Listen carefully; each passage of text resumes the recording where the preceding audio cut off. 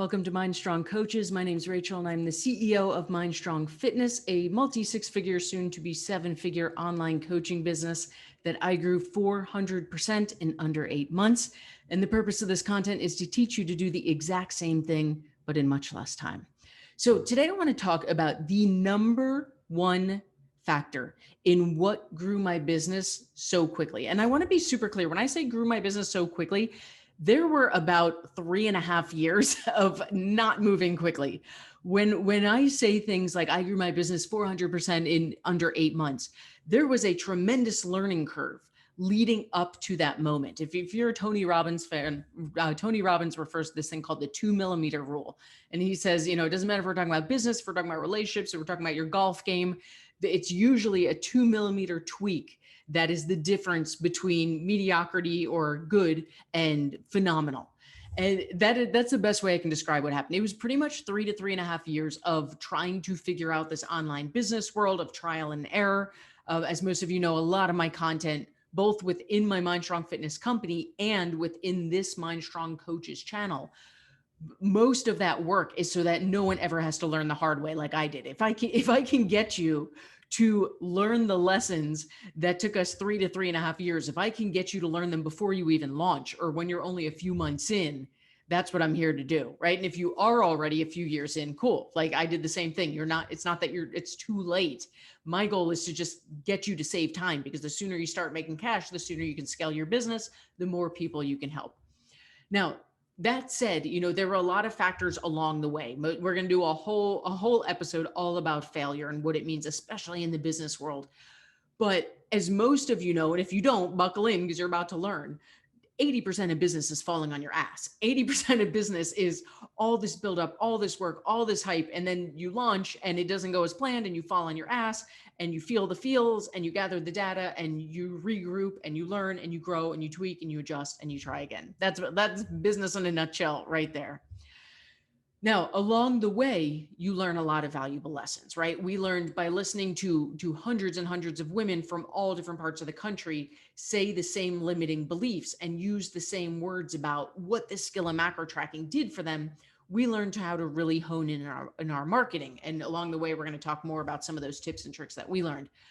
But you learn as you go. Part of this you learn by doing the research. You're listening to this, you're learning from this. And part of it you just learn by doing. But there was one change we made that was, if I had to put my thumb on the biggest factor in the explosion and the growth that we experienced exponentially, seemingly overnight. And again, it's like the old adage about overnight success was 15 years in the making. Like nobody is an overnight success, but it's that moment, it's that 2 mm rule where things click. And for us in the world of fitness, and especially in the world of macro coaching, it was making the switch to group coaching. And here's why. There are some very definitive reasons why, from what we've observed and also from what we've heard from clients. If you're new to macro coaching, you don't know what it is yet, we have resources to help you. Some of them will be linked below. If you've been doing macro coaching for a while, this will make a bit more sense to you logistically. Either way, you can learn from this episode, but it's just going to be a little bit more hands-on if you've done it before. When you learn the skill of macro tracking, it is not a diet. It is literally a skill. It's no different than if I were doing an episode teaching you how to knit, teaching you how to sew, teaching you how to name another skill, cook. Okay. Learning macro tracking is a new skill. And anytime we learn something new, there's going to be a period of frustration. We can't sugarcoat around that, right? We can teach our clients tips and tricks about staying in a place of curiosity, about getting out of the shoulds, SHOULD. There's lots of mindset work around then. But when we learn a new skill, there's no neural pathways in our brain yet, and it leads to frustration. It's not a habit yet. So when you're trying to teach a skill like macro tracking to one person solo, what tends to happen is they feel very lonely doing it. And this becomes a bigger conversation about what they start to say to themselves in their head. So I'll give you an example. When we first started Ignite, our 12-week program within MindStrong Fitness, it was just me. I didn't have coaches working for me at the time. And it was solely one-to-one. So because one of the things I love about having an online business is you have clients all over the world. So I would have a client in Saudi Arabia, a client in Australia, a client in London, a client in New York, a client in LA. and they wouldn't know each other. They weren't in a Facebook group together or in a Kajabi community or have any other access to each other. It was all them to me, them to me, them to me, no connection in between. And the things I would hear from them, both logistically about the skill of macro tracking and even bigger about the mindset work. I used to always joke, I'm like, I would never breach anyone's trust by talking about you guys, but I wish I could just put you in a room to normalize this. So that's exactly what we did virtually. When we switched Ignite to a group coaching experience, suddenly we had a community where women could vent to each other and say things like, man, I have not locked in my macros once. This is super freaking frustrating. And you might be like, well, Rachel, as a coach, like, why do we want people venting? We want them only saying happy go lucky rainbows and glitters thing. No, you do not, because they are all feeling it. But when they're not saying it out loud, there's just this shame and this judgment and this shoulding, shoulding, pouring onto them. And because we are pleasure seeking creatures, we're designed to avoid pain and seek pleasure. We are not going to stay in that state. If this new skill we're trying to learn is causing us that much pain and discomfort, it is only a matter of time until you give up, right? As humans, we can all relate to this. Simply saying something out loud takes its power away from you. When we're sitting there with the guilt and the shame of, oh, I should really be better at macro tracking. Oh, I should be learning this faster. Oh, I should be locking this in. We're not going to stay with that. But the power of saying it out loud, of being able to say to a group of like-minded people, man, I am struggling today. And then having 25 women say, thank you. Thank you for saying it out loud because I'm feeling the exact same way. Now the shame is gone. Now the power it has over you is gone. And the release of that is indescribable. And this, especially in the topic of health and fitness, this is such a hashtag bigger life statement. Because when it comes to this area where we have struggled for decades and decades and generations, talk about beating ourselves up, talk about limiting beliefs, right? How many of us out there feel or have felt like this is just never going to work for me? My whole family's overweight. Who am I kidding thinking it's going to be any different for me? You know, Karen in accounting lost 20 pounds in a month and I can't keep 2 off. And we walk around with this shame and this judgment weighing down on us.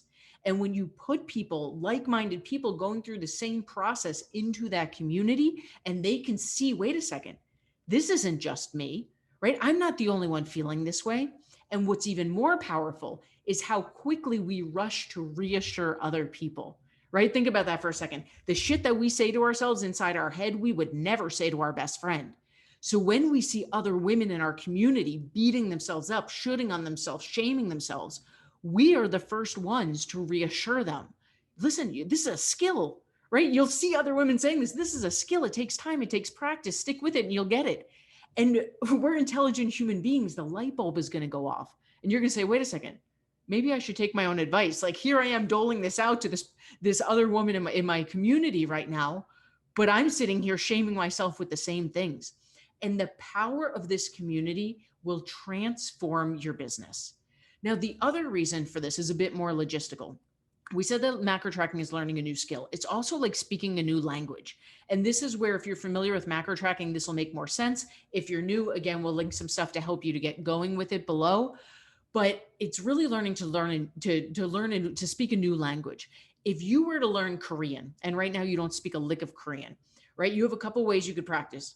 Reading a book is probably going to be the least effective way because we need to hear it back to us. So maybe you get an audiobook and that's going to help somewhat. Maybe doing online video courses is going to help you. The best way, anyone will tell you this, the best way to learn a language is to immerse yourself in it, right? Go to Italy for a month and live among the Italians and you will learn to speak Italian much faster than any online course could take you. So right now, if you're trying to learn this language of macro tracking, meaning, what can I eat that has 20 grams of protein, but only 3 grams of fat? What can I eat that's going to help me hit my carbs, but not go over on my fat? These are conversations that you have when you learn the skill of macro tracking. And if you're by yourself and you're trying to learn this skill by yourself, your chances are your spouse has no idea what the hell you're talking about. They don't even know what a macro is. Right? Talking to your best friends about this, they're going to look at you cross-eyed like, why are you tracking your food? That seems obsessive, and all the BS beliefs for people who don't understand the life-changing skill of macros. But when you're in a community with other people, not only going through the frustration, not only sharing the limiting beliefs and the shame that they're feeling around this, but now you get to practice speaking that language. You get to post in there and say, hey, what can I eat that has those 20 grams of protein with only 3 grams of fat? And you have 30 women chiming in with their favorite snacks. How much more likely are you to lock in that skill? How much more likely are you to stick with it through the learning curve until you lock it in and it becomes habit? If there are a million things that led to this moment, to that 2 millimeter rule, but if there is one piece of advice that I could shout from the rooftops to new coaches, especially those immersed in or about to jump in to the skill of macro tracking, it's to do it in a group format. Now, the last piece I'll add is this, and this is a bit more logical, but it's worth stating.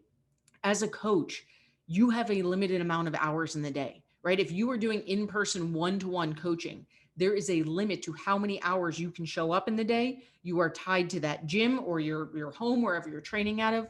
Your income is dependent on, does that client show up? Do they cancel? Is it a good week? Is it a slow week? There's so many factors. We'll do a whole episode around the old school way versus the new way. But at the end of the day, one-to-one coaching limits your capacity, both in terms of your income, in terms of your hours in the day, and in terms of your ability to help people on a mass scale.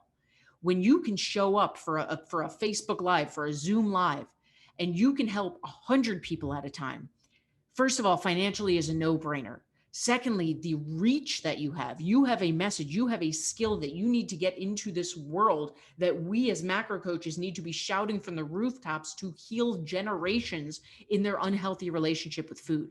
And doing that one-to-one, you are doing a disservice to yourself, to your clients, to the universe.